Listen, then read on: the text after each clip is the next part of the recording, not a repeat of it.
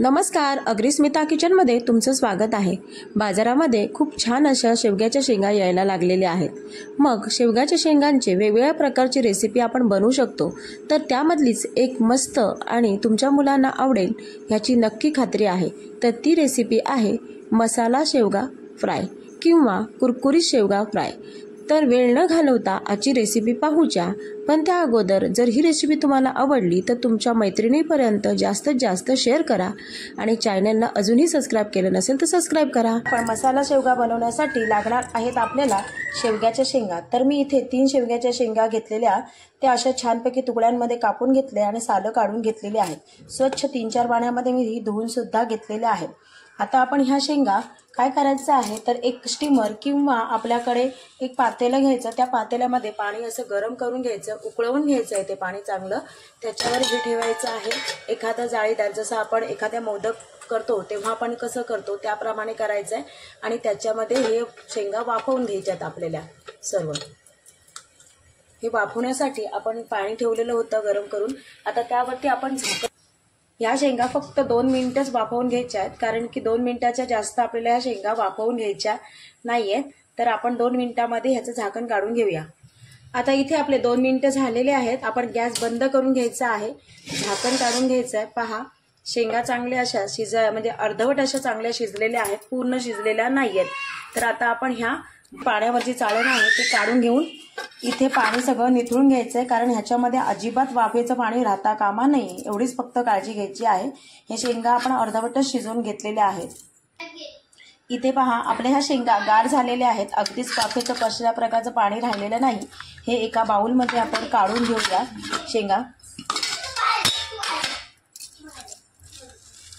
आता आपण ह्यामध्ये मसाला टाकून घेणार आहोत, जे मसाले लागणार आहेत आपल्याला शेवग्याच्या शेंगांना लावणार आहोत। आता या शेवग्याच्या शेंगा गार झालेल्या आहेत, एका बाउलमध्ये काढून घेतलेल्या आहेत। आपण ह्याला आता मसाले लावून घेणार आहोत। मसाला शेवगा बनवण्यासाठी लागणारे मसाले कोणते आहेत ते पाहूया।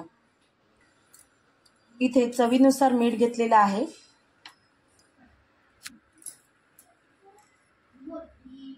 एक टीस्पून चाट मसाला घेतलेला आहे, 1 टीस्पून धनेपूड घेतलेली आहे, पाव टीस्पून मिरी पावडर घेतलेली आहे,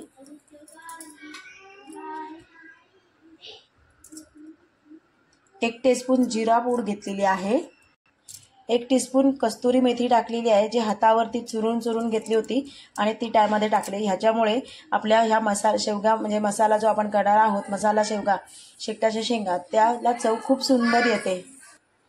आणि आपल्याला 1 टीस्पून घ्यायचा आहे मसाला। मी हा घरातलाच आमचा अगरी स्पेशल मसाला घेतलेला आहे। तुमच्याकडे जर नसेल तर तुम्ही काश्मीरी मिरची पावडर घेतली तरी चालेल, त्याच्याने रंग अप्रतिम येतो। कारण माझ्या घरचाच मसाला इतका रंग खूप छान आहे की मला दुसरं घेण्याची गरज वाटत नाही, त्यामुळे मी हाच घेतलेला आहे।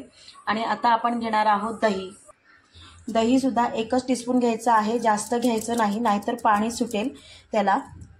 आणि अर्धा टीस्पून आपण हळद टाकणार आहोत। मी इथे 2-3 पाकळ्या लसणाच्या घेतलेल्या, अशा ठेचून घेतल्यात। जरी लसूण नसेल तरी चव खूप अप्रतिमच येते।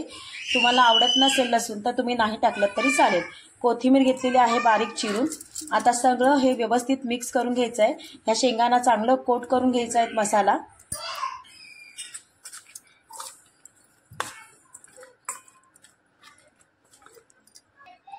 इथे पहा, आपण सगळं मसाले असे कोट करून घेतलेले त्याला। आता आपण काय करणार आहोत, हे 15 ते 20 मिनिटं असेच सोडून देणार आहोत झाकण ठेवून, जेणेकरून ह्या शेंगांना चांगलं मसाला असे मुरेल। आता आपले इथे 15 ते 20 मिनिटं झालेले आहेत, झाकण काढून पाहूया। इथे पहा, छानपैकी असे कोट झालेला आहे, वास सुद्धा खूप सुंदर येतोय, मसाले सर्व लागलेले आहेत शेंगांना। आता आपण एक पसरट भांडं घ्यायचं आहे, ताट वगैरे घ्यायचं, त्याच्यामध्ये आपण 2 टीस्पून घेणार आहोत बेसन, 2 टीस्पून घेणार आहोत आपण कॉर्नफ्लॉवर।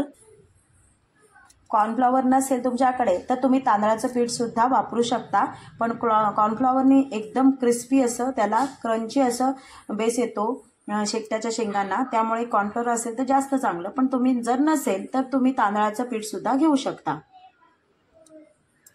आणि आता आपण ह्याच्यामध्ये जितकं पीठ आहे तितकंच मीठ घ्यायचं आहे, अगदी चवीपुरतं, जास्त नाही घ्यायचं। इथे पिठाला जितकं लागले तितकंच मीठ वापरले आणि तितकंच आपण ही मिरची पावडर सुद्धा घेणार आहोत। तुम्ही इथे काश्मीरी मिरची वापरली तर कलर अप्रतिम येईल। तुम्हाला घरचा मसाला असेल तरी सुद्धा चालेल। हा माझा घरचाच मसाला रंगीत आहे, रंगाचा भरलेला आहे, खूप छान असं झालेलं आहे, त्यामुळे मी हाच टाकत आहे। तुम्हाला त्याची लिंक सुद्धा देणार आहे, मसाला कसा बनवावा आणि अगदी अप्रतिम असं कसं बनवावा त्यासाठी। तर आता आपलं हे सगळं झालेलं आहे, तर मिक्स करून घ्यायचं सगळं। इथे आपण सगळं पीठ मिक्स करून घेतलेलं आहे, छान मसाले मिक्स झालेले आहेत। आणि आता आपल्या ह्या शेंगा ज्या आहेत आपण केलेला मसाला लावून घेतलेला, त्या शेंगा ह्यामध्ये डीप करून घ्यायच्या आहेत, पिठामध्ये व्यवस्थित असं कोट करून घ्यायचं पीठ। आपण दही, लसूण, मसाले लावल्यामुळे हा पीठ व्यवस्थित असं कोट होतोय आणि पूर्ण असं पीठ मिक्स म्हणजे कोट करून घेतल्यानंतर थोडं झटकून घ्यायचं आहे, कारण की जास्तीचं पण एकदम पीठ नकोय आपण, आणि एका भांड्यामध्ये काढून घ्यायचे आहेत। आपण इथे सर्वच असे सगळे कोट करून घेणार आहोत। जास्तीचं पीठ झटकून घ्यायचं आहे। इथे आपण सगळ्या शेंगा कोट करून व्यवस्थित पिठामध्ये घेतलेल्या आहेत। पॅन ठेवलेला आहे गॅसवर, ह्याच्यामध्ये 2च चमचे असे तेल टाकलेलं आहे, जास्त लागणार नाही, याला डीप फ्राय करायचं नाहीये, त्यामुळे आपलं तेल इथे गरम करत घेतलेले आहे आणि त्या एक एक करून शेंगा सर्व सोडून घ्यायच्या आहेत। इथे आपण सर्व शेंगा अशा पसरवून घेतलेल्या आहेत तेलामध्ये, त्याच्यावरती आपण ठेवणार आहोत अगदी याचे झाकण व्यवस्थित असं। आता ह्या व्यवस्थित अशा 5 मिनिटासाठी फ्राय होऊन द्यायच्या झाकण ठेवून। इथे आपले 5 मिनिटं झालेले आहेत, आपण झाकण काढून घेऊया। कांदा सगळं असं छानपैकी अशी हे झाले, फ्राय झालेले आहे। आता पलटून घ्यायच्या आहेत ह्या अशा क्रिस्पी अशा तुम्हाला होतील शेंगा। ह्या स्टार्टर म्हणून तुम्हाला खूप छान अशा प्रकारे खायला आवडेल, त्याची मला गॅरंटी आहे, कारण की तुमची मुलं किंवा खात नसतील तर हॉटेलमधले खायला क्रिस्पी आवडत असेल तर तुम्ही अशा प्रकारे हेल्दी क्रिस्पी घरच्या घरी बनवून देऊ शकता मुलांना, तुम्ही सुद्धा खाऊ शकता। पार्टीज आपल्या छोट्या असतील त्यांना सुद्धा तुम्ही अशा प्रकारे दिलं तर अगदी नाविन्य आणि अशी एखादी रेसिपी म्हणून आपल्याला ही देता येईल, कारण खूप छान चवीला लागते आणि या मुलांना आवडेल इतकी छान होते। आपण सगळ्या अशा फळे काढून करून घ्यायच्या आहेत। सगळ्या आता शेंगा आपण काढून घेऊया।